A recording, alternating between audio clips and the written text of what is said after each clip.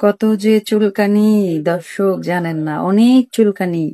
মানে এত চুলকানি, অপু বিশ্বাসের একটা কল রেকর্ড ফাঁস হয়েছিল যে আমার তো বাচ্চা দরকার, তারপরে হচ্ছে আমি কি সারা জীবন একা থাকবো, মানে এইভাবে বলেছিল না যে আমার লাশটাও তো মারা গেলে ঘর থেকে কে বের করবে। ওরে আল্লাহ রে, কি যে চুলকানি চুলকানি।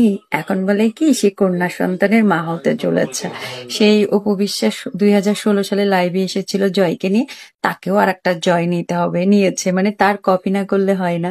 হ্যাঁ, মানে আমি মানুষ দেখছি এত স্যাসরা মেয়ে কোথাও দেখি নাই। সেই 16 সালেই অপু বিশ্বাসের সংসারটা ভাঙছে বিধায় অপু বিশ্বাস বাধ্য হয়ে আসছিল, টিভি স্ক্রিনের সামনে আসতে বাধ্য হয়েছিল তার সংসার রক্ষা করার জন্য। শেষ পর্যন্ত সেই সংসারটা ভেঙে দিল।